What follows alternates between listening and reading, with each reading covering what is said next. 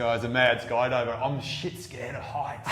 But this bloke, he does it like 8 or 10 times in a day sometimes. Yeah. Yeah, so mad. G'day, it's Ninja here. We've got Elliot, one of our newer blokes, but he's been around for a year, so long overdue with our practitioner interview. So hiding behind the scenes, away from the cameras. Yeah. Nah, he's a very valuable member of our team, and yeah, he's got lots of good insights in his brain. So we want to try and extract a bit of that out, find a bit about his knowledge, but also find about the man that is Elliot, who you are as a person, as a human, and yeah, so you can kind of get to know him before you actually come in and experience his service. So I suppose first off, tell us a bit about your background, where you grew up, where you went to school, things like that, and yeah, tell us a bit about that for a start. Yeah, there's a lot there. Born and raised in Melbourne. My parents are Malaysian Chinese. They came over in the 80s. Got 2 brothers. Malaysian Chinese, but I'd say I'm Australian as well. I've always been interested in like sports, movement as well. In high school I did a bit of breakdancing. Actually that's how I met Leo over there. So a bit of connection back in the past there. Used to get injured a lot. Crazy shit like, you know, trying to stand on my head, trying to like hold freezes in awkward positions and stretch my shoulders out. So I got really interested in injuries, but how to, you know, improve myself from the injuries and recover, and also how to progress skills going forward from there. So that's what led me into studying physio, and I became a physiotherapist. So my background with that kind of work has been over a lot of different fields in the last 10 years now. Yep. So working in aged care, private practice, work sites, mobile physio. I guess that kind of transitions to how I ended up here as well. So around the 2020 lockdown, I was already doing quite a lot of hands-on stuff with my physio work, but I was trying to look for ways to like work with hips and like you know, get into the adductor muscles and stuff like that. And that's when I came across like YouTube algorithm landed me onto MMT, and that's where I saw you guys getting your elbows into each other's groins, and something about the mirror neurons in my head or something like that was just like, I gotta try that. I gotta give it a go. I don't know why, I just gotta give it a go. So as soon as we came out of lockdown, I booked myself in here, and I was working with Darcy for about, I think 4 or 5 weeks, seeing him a couple times a week, and just working into the groin, working into the hip, stuff like that. I thought, this is real new to me. This is something that I need to learn more of. Yep. So as a physiotherapist, a common misconception is that people reckon we know how to give good massages or know how to use our hands a lot. That's actually not covered in our mainstream training. That's if you want to go on and specialize in manual therapy and stuff like that, but most physios don't get a lot of detail when it comes to hands-on work. And so for me, that expectation I always felt with my clients was to be pretty good with my hands, and I thought, well, I've got to learn how to get better with my hands here. And so I've got to be a student all over again, coming to work in a place like this. The most important thing I think I've learned since coming here is that it doesn't matter what you learn and study and what your accomplishments are on paper, where the real knowledge comes from is through experience and how much time you've got under your hands there. So like someone like the legend over here, he's got a lot of time on his hands there. That to me is extremely valuable. So that's humbled me a lot since coming here. I had a lot of experience in terms of the things I've worked with in private practice. I come in here, I felt like I've had to kind of start all over again and go from beginner level, work my way up again. Yeah. So if I can kind of give some insight into that as well, like I suppose you had a lot of intellect and like how the body worked, the anatomy, physiology and things like that, and I probably bring a bit of heart into it, like the being present and kind of tuning into people and listening to what they need, because we say all the time, like the person is the expert on themselves. They know themselves intimately. They're kind of living in the body. We're just plumbers trying to facilitate some flow, you know, trying to create flow, whatever area of life or in the body that we're trying to kind of tap into that and trying to chip away, file away, break down, melt down, all those kind of things to create flow so the body can heal itself, or the mind can heal itself, or the relationship can heal itself. So yeah, that's where I probably had a different kind of angle, rather than just the textbook, you do this and that, peer-reviewed studies, all those kind of things that, you know, we kind of, we're really effective in our own way, you know, so we've got our niche. I think that was a really important thing for me to learn working here, is that it's a completely different framework. So in the physiotherapy profession, we work under the medical structure, which is like incredibly well developed and researched and all that kind of stuff, in quite a long, big field. But at the same time, it's got the framework of treating things because there are problems. So you're treating the problem or the symptom or the issue there, just like how you would if you were to fix a car. But cars are designed a certain way, whereas the framework here is about directing people towards living more functionally, because if you're getting more function out of your body, getting more function out of your mind, your health tends to sort itself out. So rather than trying to deal with the problem or the symptom itself, it's more about trying to address what in your life are you not able to function as best as you could. So that's something I've always been lacking with in terms of my own personal discipline. What I really like about you, Marcus, and the guys here is that you stand by what you teach and what you think about in terms of philosophy. Like, if you have a strong body, if you can lift heavy and you can run fast, your body's just going to be functioning better. So your health is already better, and you can see that, you can measure that. When your health is better, you're just going to have less pain. Because your body's just happy with the way it is. Yeah. There's congruency with a lot of the people here, isn't there? We what you see is what you get type of thing. There's no incongruencies or hypocrisy. Hypocrisy. Can't even say that word. Hypocrisies. So we try and live, walk the walk type of thing. So we try and do that regularly. You are what you repeatedly do. So we try and be strong and a good example of health and vitality and energy, things like that. So a lot of people probably can spout out a lot of cool health stuff, diet tips or sleep tips or whatever, but are they actually doing it? So you pick up on things on a vibrational level. You kind of know if someone's the real deal or not.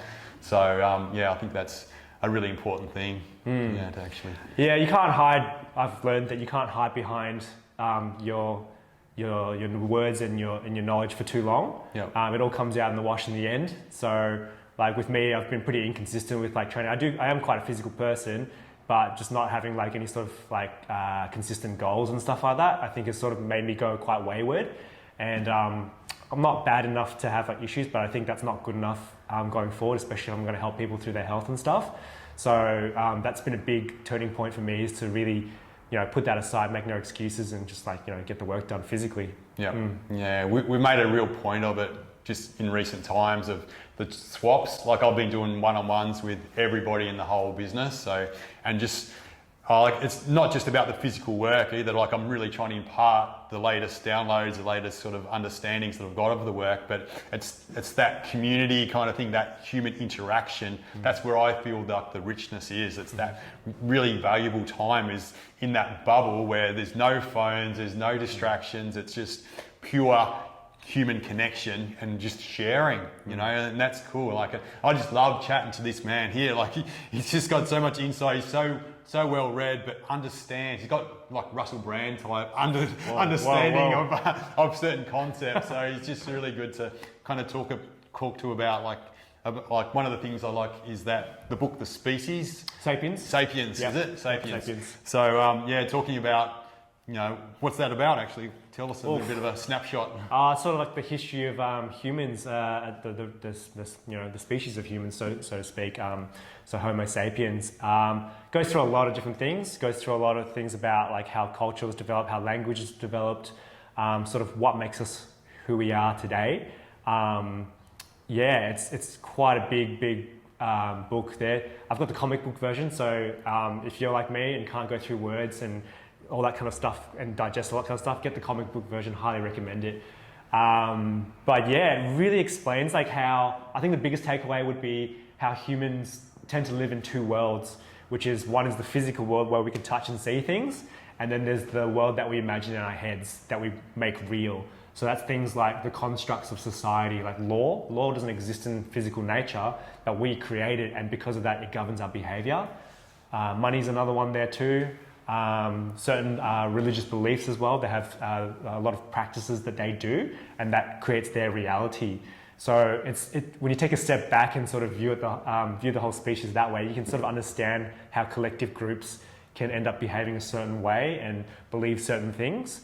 And it's just quite fascinating how so many different people around the world have arrived at different points in terms of how their societies are built.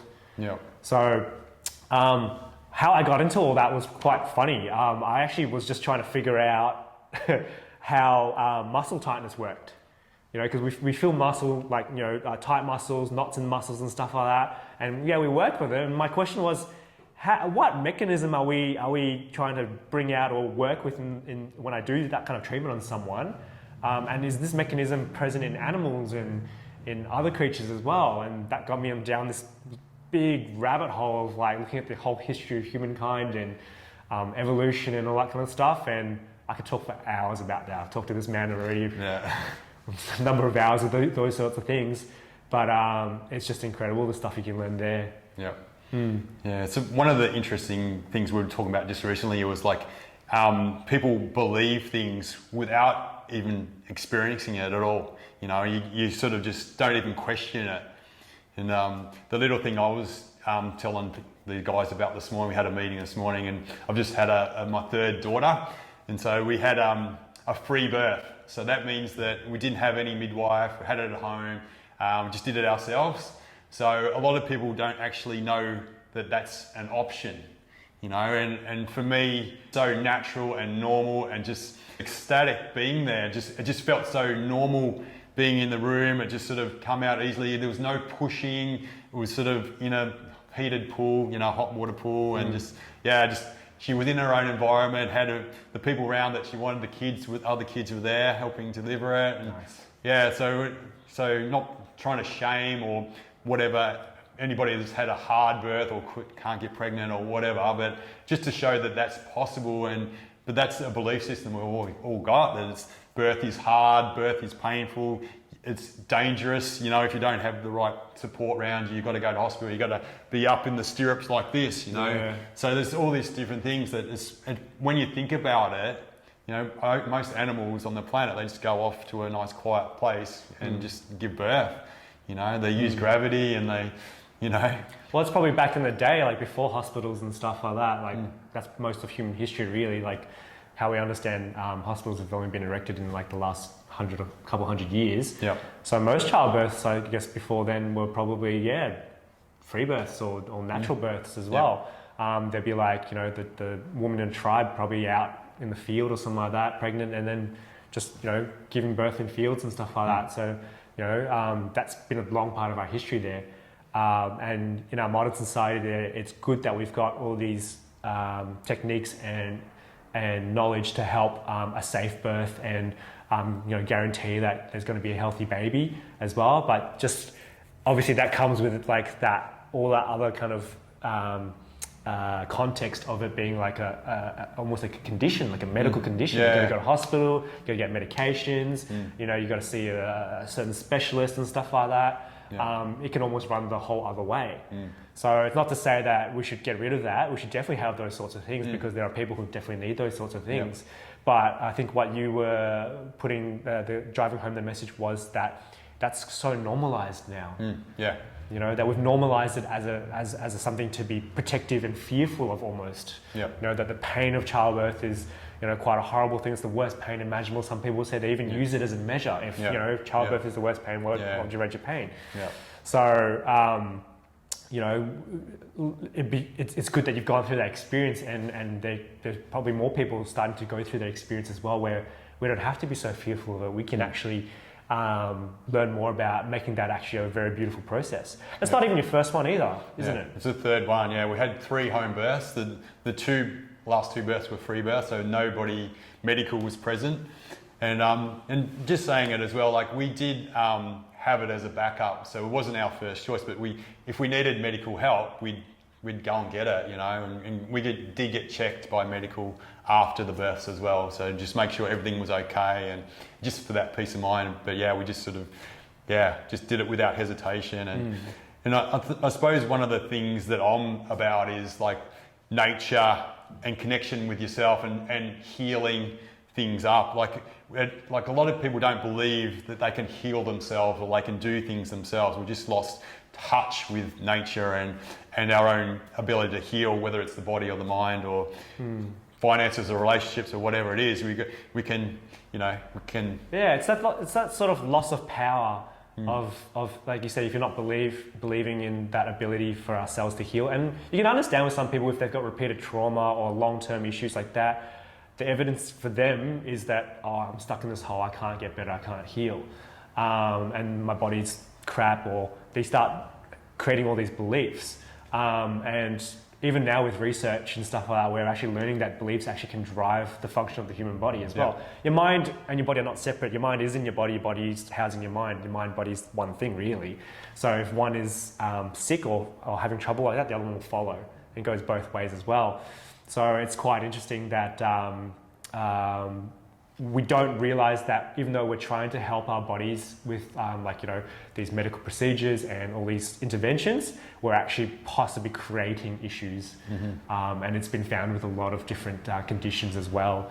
So I think that's just going to get better as we go forward. A great example is the ACL. ACL tears are quite a common thing that happens in sport there, and most people who have an ACL tear will have a surgical opinion, and most of the times they go to surgery. So in recent years, there's been a couple of physios pushing the message, and some surgeons as well, that ACLs, when they're torn, they actually can heal. Even a fully ruptured one can actually form and heal with the right guidance and with the right rehab as well. You don't have to go under the knife as your first option. There are obviously some people who've got devastated knees that probably do need some sort of reconstruction, but actually quite a lot of knees could recover and actually heal themselves and get their strength back. And I think you're an example of one of those as well. Yeah. I'm 11 years since I did my last one. I did mine twice. Didn't learn the lesson the first time, so yeah, it was. But that was like why we're sitting here today. I reckon it's because of this ruptured ACL. Did a full job of it, and 3 weeks I was really down, and then I just stuck to these principles. I even deeper dive into the barefoot and the squats and the deadlifts and the treatment.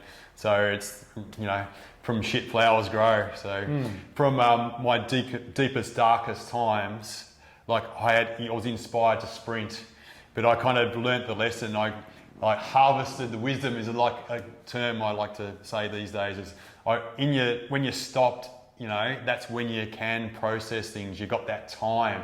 Life gives you that opportunity to go into the shadow type of thing and see what's in there, because we're so busy, we're distracted, we want a quick fix, instant gratifications rather than long-term success, fulfillment, things like that. So I feel like this business was really solidified from that trauma that I had, so it gave me direction, and I just really wanted to do it without surgery.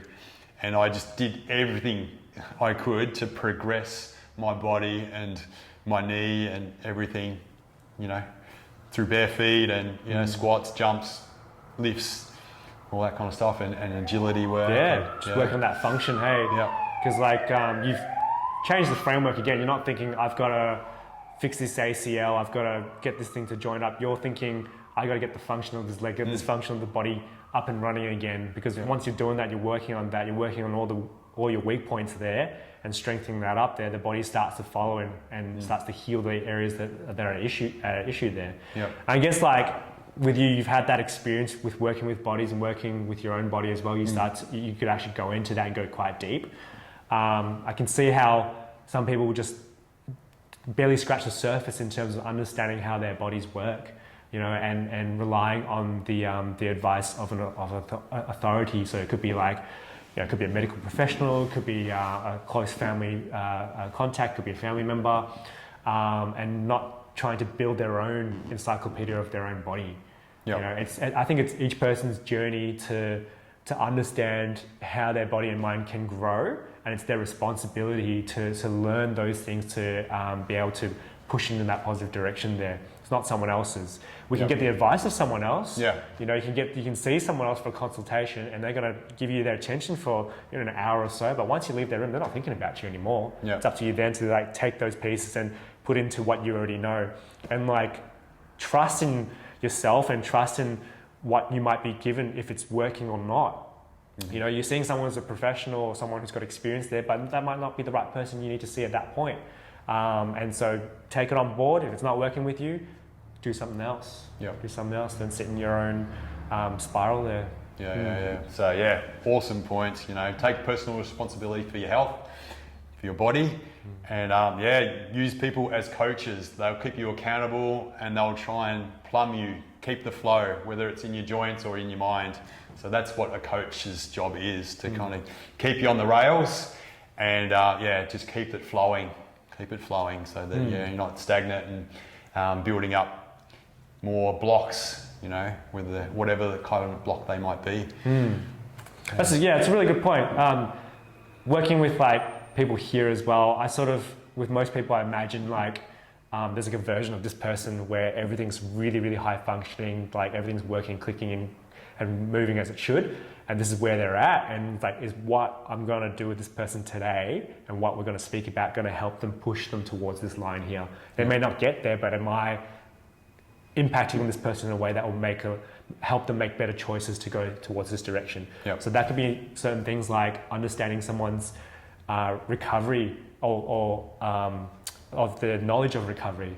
I've seen quite a few people who are quite motivated to exercise and just like go hard in the gym, but they're also going quite hard at work and in other areas of their life, and they're just not really respecting the recovery process as well. That's part of growth, really. So just like, I can see this is where this person's lacking. I'm going to have to shine a light on that problem. And it's up to them now. Now they've gotten that feedback, can they make that choice going forward? So that's been really another eye-opener since working here. Yeah, that's something I've been hammering home lately too. So when you're stopped, when you're resting, when you're slowing down, that's when things process, like the food digests. When you're busy, you know, you're distracted, all that kind of things, you're kind of using your body, but you're not actually getting the real wisdom from that. It's when you kind of reflect, that's when it kind of sinks in. It's over that night time or the weeks, when you're kind of slowing down, that's when it kind of comes in, it drops in, doesn't it? So it's the same with the physical healing or healing of relationship, things like that. You need that downtime to process, you know. So then you can actually, you know, take out the nourishment, if we're talking about food, and we can eliminate the stuff that's waste, you know, that doesn't, you know, belong anymore. It's no longer needed. Certainly building better habits, hey. It's not something, like health is not something you can just set and forget. You know, once you've done it, I've got it, I've solved it, I don't have to worry about it again. Like that. It's something that you just always come back to going forward there. And if you forget about it, something in your life will trigger you to kind of push you back towards it there. That's where we feel pain. Pain is a good thing for us because it's to learn us that, hang on, we're diverting ourselves in the wrong direction here. We need to course correct, you know, and if we don't, then you're going to get a stronger message coming later like that. It's just information, isn't it? Pain.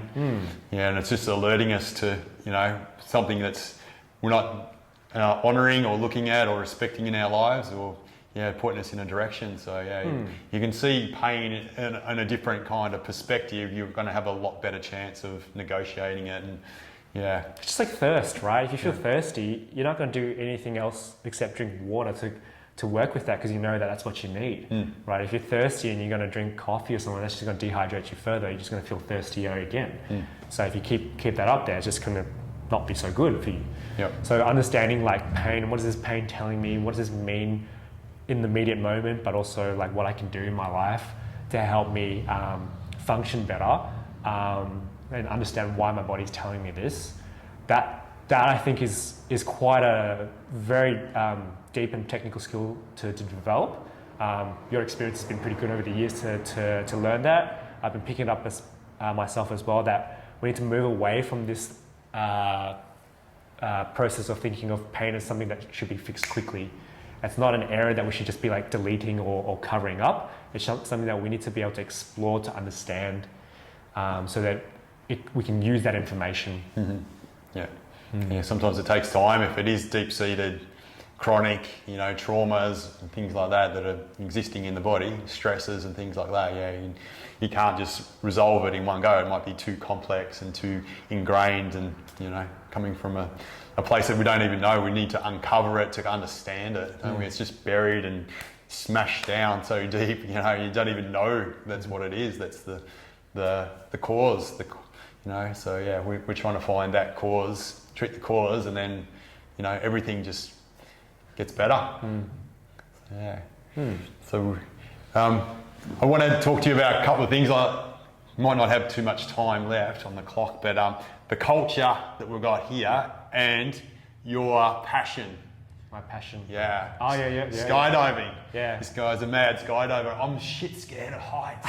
But this bloke, he does it like 8 or 10 times in a day sometimes. Yeah. Yeah, so mad, totally mad. Like we're kind of opposite of that in a way, hey, because like I don't mind the cold, but you hate the cold as well. Yeah. Maybe our biology must be like in the opposite directions. Yeah. I've been doing jumping out of planes for 7 years. Yeah, 7 years now. I thought I'd just get into it, do 100 jumps, and I thought 100 was a lot. I did that in 8 months. Some people do it even quicker than that. I've known people to do it in 3 months. Yep. And I've since 7 years now. I've been doing it 1,500 times now, I think. 1,500 jumps. It's crazy. It's pretty up there. Yeah. But there are people who jump a lot more, which is even crazier. Yeah. Absolutely love it. I think it's that part of me that is fascinated with what my body can do, what my mind can do in certain situations as well. A lot of people have the perception that skydivers are daredevils and adrenaline junkies and stuff like that. There's that element of challenging ourselves, but we don't. I feel like most of us don't seek the adrenaline. We're not trying to go to the point where we're freaking out and stuff like that. That's a bit too much. Yeah. We're looking for control.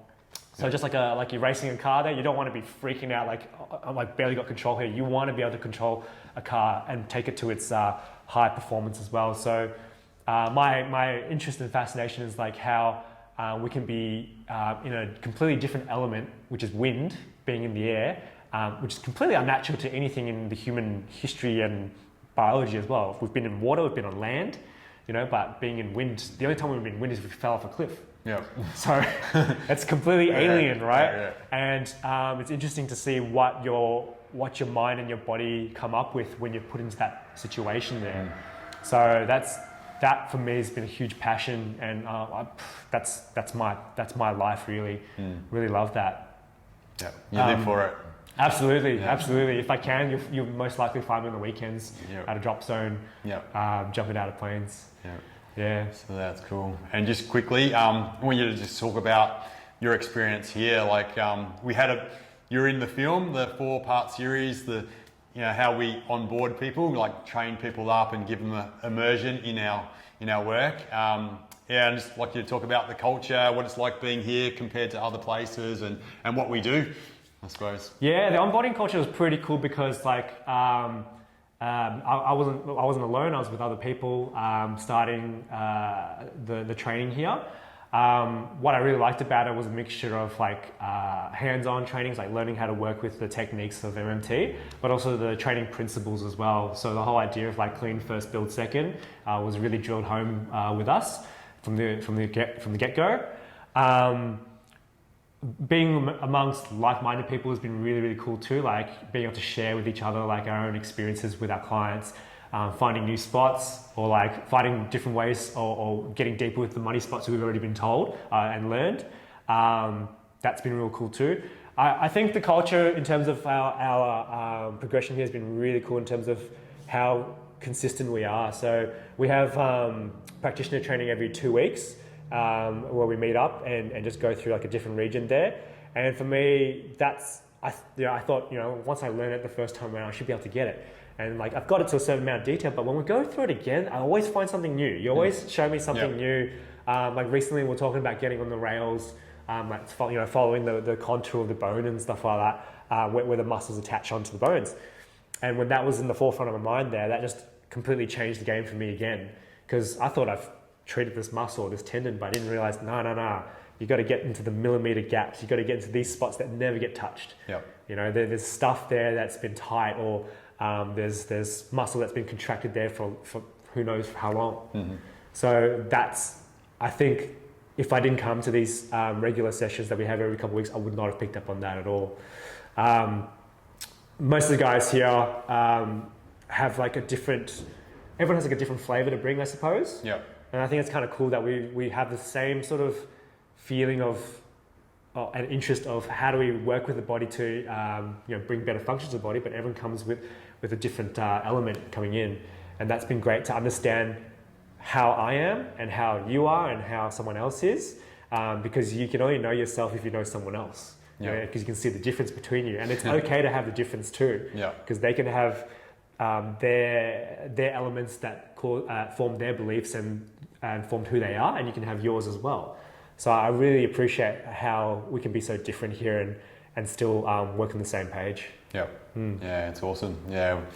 Hopefully the culture here is strong. You know, we meet regularly. Like we have the monthly team meeting as well, and we try and do swaps. We try and train together as well. So with our lifting, sprinting, all that kind of other little rehab exercises, we practice that kind of stuff. So it kind of, it's, doing the physical exertion is one thing, but that connection, that community, the tribe that we've got here and developing, it's sort of something that's special. And I think that's something that a lot of other businesses could perhaps learn from as well. Like you enjoy coming here. It's not you don't resent being in the space because you want to be here.